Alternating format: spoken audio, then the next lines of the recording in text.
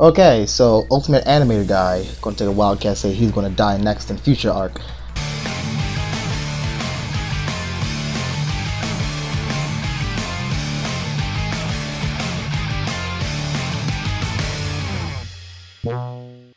So anyways, we actually continue right off from where we were last episode of Despair arc. We're seeing Chisa actually enter the reserve course student building. So in actuality, after some time passed, actually a half a year passed. Huh. Yeah, and Chisa was like freaking out. I don't know. She was talking about some crazy time pandemonium. I don't know. So Chisa actually goes off and starts talking to Sakakura actually somewhere. I don't know. I don't care. And Chisa wants to find a way to get a Hospital Academy trustee ID. Not really sure why at this point, but she does after that mention the Kamakura project, which was actually just mentioned in the future arc episode. Oh boy. And then at another point she actually mentions Hajime to Sakakura. Huh. Well, I mean, they did meet each other. Wasn't the greatest of meetings, but yeah, they don't know how to say associated. Let's just say they seen each other. So apparently, when the Kamakura project started, I guess Hajime didn't. I'm not sure, because they showed a paper that said that he's expelled. I'm not sure that's him wanting to be expelled thanks to the project, or him just literally. I'm not sure. I'm not sure that's a bad expelled, because I don't think he could be in school really. He's not going to be Hajime anymore. That's probably the thing. He's not going to be Hajime anymore. We won't see him anymore. He'll be, So Jin Kirigiri, being a nice guy that he is, actually brought Chisa back up into the main course. She could cheat in the main course again after half a year. And apparently, after Komeda's been suspended, they can't get in contact with him anymore. But Fedora Guy actually made a funny joke and said he probably won a raffle to a free around the world tour. I wouldn't be amazed if he did. Okay, before I even get any further in this episode, I mentioned that Jin Kirigiri mentioned that he's getting ready for the entrance ceremony. That would be for the 78th class, which is Makoto and everyone. So I guess you know what that means. I'm guessing the next thing that's going to be in Despair arc is Danganronpa 0, actually. Or we're going to see the novel that took place before that, which was I think not really a novel, or was it? I don't know, but it was the Makoto's Lucky Day thing. That novel before he was scouted into Hospital Academy, if you know that. All right, so we actually see the students' faces on, I guess, IDs or whatever, papers and stuff, filing papers, and we actually see the 78th class. We see Asahina, Kyoko, Celeste, and half of Kiyotaka's face. I noticed Jin Kirigiri looked at Kyoko. I wonder why, because it's his daughter. That's your daughter. So we go back to Chisa, and when she enters the class, we're actually surprised. The whole class was waiting for her with a whole celebration. I mean, to be honest, she's like the best teacher ever. Who wouldn't do something like this for her? Before I go any further, they mentioned Hyoko, who's actually not in the room. Now, one of the things about Hyoko is, through her years in Hospital Academy, she went through a growth spurt. Now, half a year has passed. Has she gotten taller? Okay, now that we see Hyoko, she did. She got taller. Surprisingly with the same voice, but whatever. Yeah, she hit her growth spurt after only half a year. She grew like 2 feet in half a year. What? Let it all stop, because Gundam and Sonya are doing a thing together. They're doing a thing together. They're doing a edgy thing together. Oh man. Are they going out? That's what I want to ask. Okay, so whatever. Midori, that's his name. We actually get to see Midori inside his room. But Ultimate Imposter is also there. Ultimate Imposter Midori, that one. The fat one. From what I'm getting from that scene is regular Mirai, the actual Mirai, you know, he's so dedicated to creating his anime and stuff that he actually, I guess, asked Ultimate Imposter to like become him.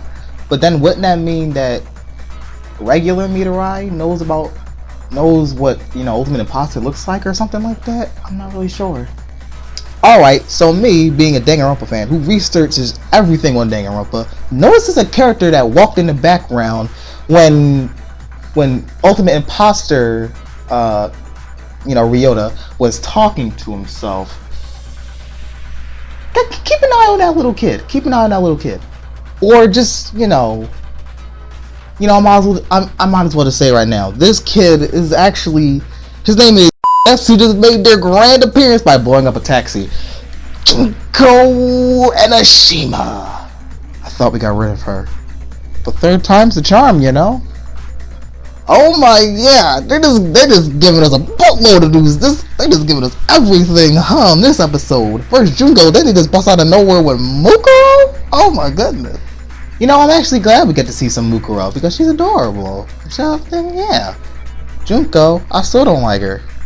Okay, so while inside Junko's limo, they start talking. I'm not even paying attention to them talking because Junko just takes like an ice thingamajigger out of the champagne bowl, I guess, and just starts trying to stab Mukuro, and Mukuro is like blocking every single time she tries to get her. And it actually reminded me of when Trunks when Trunks was first introduced, and he tried to, you know, test Goku's skills, and, you know, Goku blocked every single hit from Trunks' sword. It kind of reminded me of that. Okay, so we find another thing. Mukuro has a weird fetish for Junko trying to kill her. Huh? Even though, you know, Mukuro being a soldier, she can avoid every single way Junko tries to kill her, so, you know. That is just her weird way of having despair, and she just gets turned on. I don't know, Mukuro's just turned on the entire time. Alright, so apparently we go back to both the Mirais, and the real Mirai actually, I guess, gets like really sick after. I guess he hasn't been eating or anything, but he looked really sick, and, you know, he just fell out. And then apparently Mirai comes out of nowhere and finds Mikan, who we actually just seen before that, and he, I don't know to say, kidnaps her. I don't know. So of course, Mikan being taken there to take care of the real Mirai, I guess she needs to know why there's two Mirais all of a sudden. We actually get to see that an Ultimate Imposter was actually in his Byakuya impersonation before he was Mirai, but then he went right back to being Byakuya again. Huh. You know, you would have thought at least he would be somebody else. Alright, so I was kinda right. But there's more to it. Real Mirai was actually got really sick because he didn't have any food, and, you know, he had to be bedridden. So Ultimate Imposter found him on the floor, helped him out, get some rest, and then, you know, Ultimate Imposter wanted to help him out because, you know, he's seen all this uncomfortable condition he was in, and, you know, he's seen Mitarai's dream to become, you know, to make anime for people. So basically Ultimate Imposter became Mitarai, so Mitarai could work on his anime. Oh, Mikan. Alright, so then, if you know Trigger Happy Havoc, I guess you pretty much know what happens from here.